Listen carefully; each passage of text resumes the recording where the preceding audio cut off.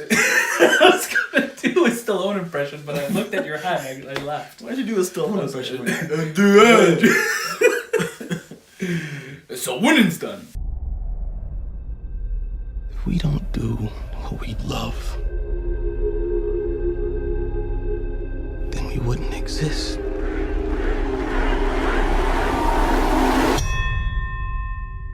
Welcome to This Time with Daniel and Shahbaz. Today, we just... I'm squaring up. Today we just watched Creed 2. The sequel to the first Creed, which is... Is it really? It makes sense, right? Okay, good. Creed, honestly, just to start us off, Creed was one of my favorite movies of 2015. 100%. It's a movie that I probably watch at least a couple times a year. Can I say something? Please do. I've never watched a Rocky film. Okay.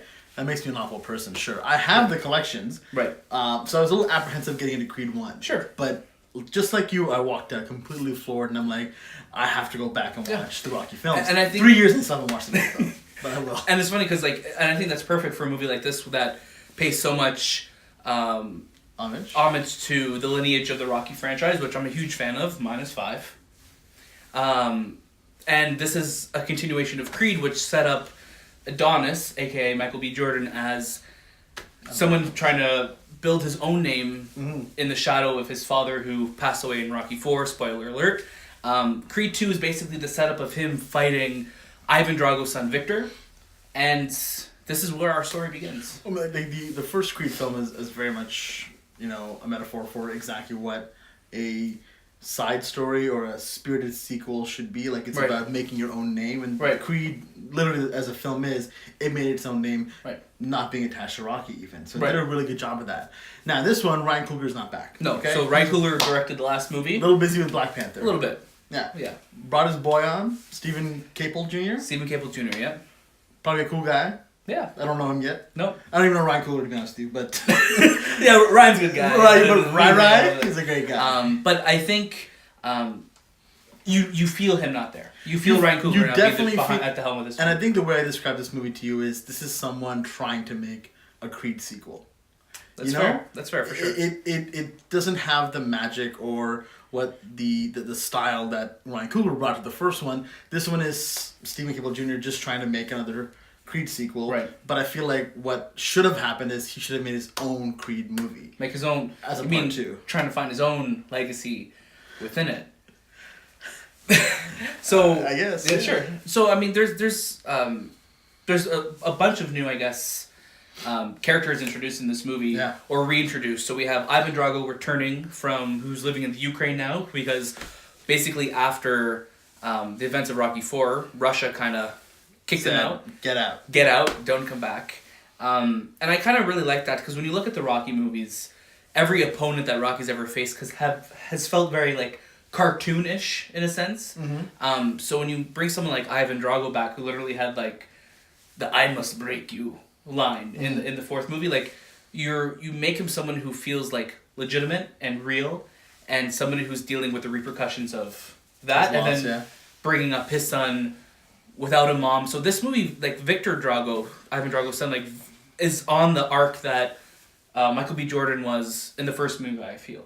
But I just wish we got to see more of that. Yeah. Because like you don't get to see a lot of his struggles as much. No. And anytime it did cut to them and them trying to like kind of gain their status back and their respect back, like I was really enjoying that subplot in the movie, but we didn't get to see too much of it. Yeah. Like, this is a good movie, don't get us wrong. No, for sure.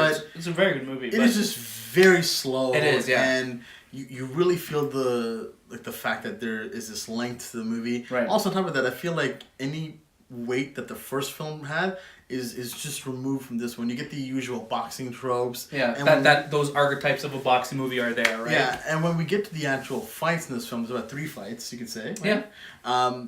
Two with Victor Drago. 2 Victor Drago, and 1 as the opening fight. Right. And anytime the fight's really happening, it's cool, but it's not as impactful as the first one was. Yeah. That in the first Creed, you're feeling every punch, you're feeling every moment, you're in Adonis' You're in the ring mind, with them. You know what I mean? And this movie had some really cool moments during the fights, but those stakes never felt there as much. I think it's great that they decided to, hey, you know what? this was a story that we would eventually have to tell with him dealing with the person who killed his father. Mm-hmm.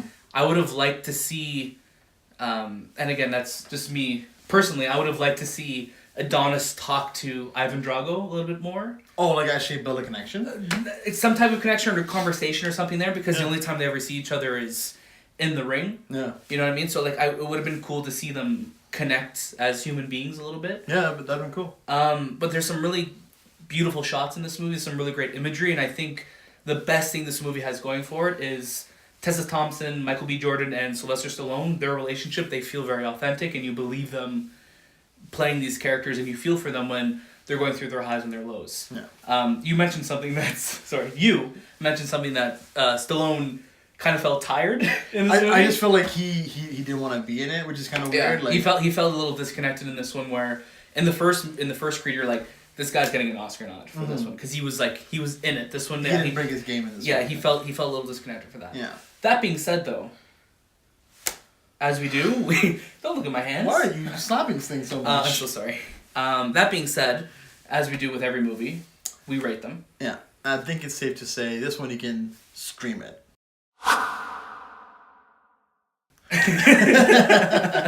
It was like I was frozen. It was. Because our videos keep dropping frames, so this is why We're so sorry. We're so sorry. If you like what we're doing here, please comment, like, subscribe. We got more reviews and discussions and everything like that coming, especially going into the Christmas season. That was this time. We'll see you next. Boot 'em up. He's never said that. He's never said at all in any Rocky movies ever. If he has, I'm never watching. No, in any Stallone movie, he's never said that. Hey, put that up. That's all he's ever said. It was a Christmas movie, I think. Bro, put up the tree. Put that up, Adrian.